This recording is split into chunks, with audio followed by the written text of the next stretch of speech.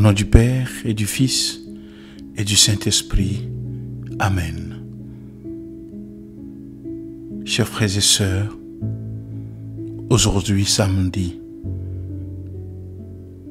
nous sommes dans le mois du rosaire. Nous continuons de méditer et de parcourir chaque jour quelques événements du chemin de Jésus, de notre salut. Et nous le faisons avec celle qui est notre mère, Marie, celle qui nous guide d'une main sûre vers son Fils Jésus. Toujours, Marie nous conduit à Jésus. Je voudrais méditer avec vous ce matin comment Marie affronte le chemin de sa vie avec beaucoup de réalisme, d'humanité, de sens du concret. 3 mots résument ma méditation de ce jour.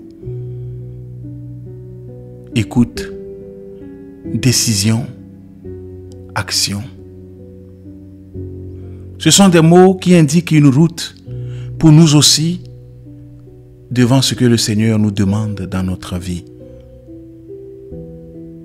Marie est attentive à Dieu. Elle écoute Dieu. Mais Marie écoute aussi les faits, c'est-à-dire qu'elle lit les événements de sa vie. Elle est attentive à la réalité concrète. Et elle ne s'arrête pas à la superficie des choses. Cela vaut aussi dans notre vie. L'écoute de Dieu qui nous parle et l'écoute aussi de la réalité quotidienne. L'attention aux personnes, aux faits. Parce que le Seigneur est à la porte de notre vie et il frappe de différentes manières.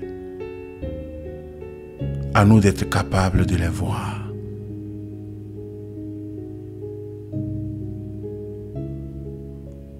La décision. Marie ne vit pas pressée, dans l'anxiété, mais comme le souligne Luc, elle méditait toutes ces choses en son cœur.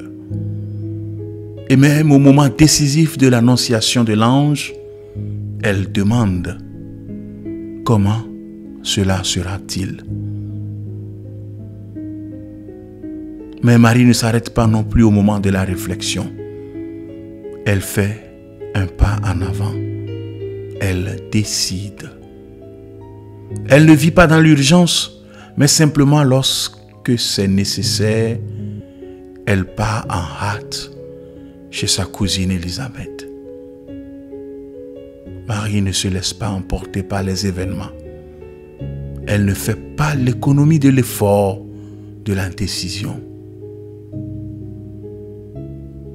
Dans la vie, il est parfois difficile de prendre des décisions. Nous avons souvent tendance à les reporter, à laisser les autres décider à notre place. Nous préférons souvent nous laisser porter par les événements.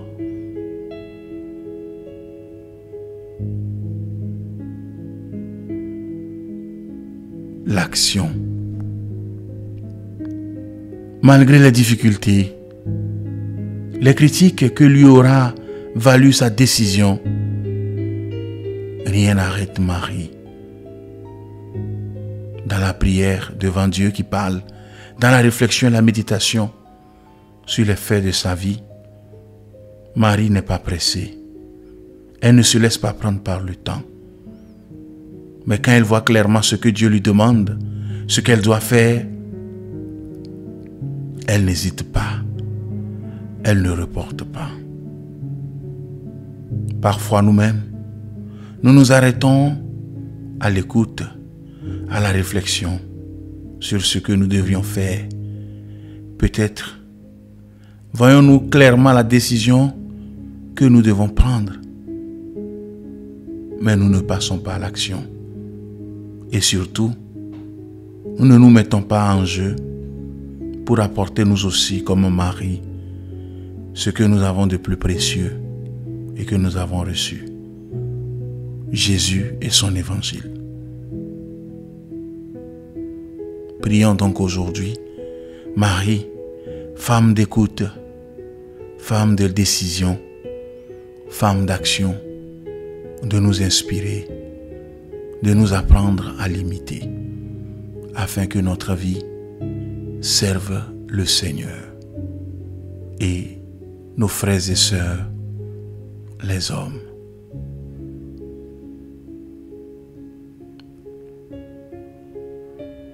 Je prie donc en disant: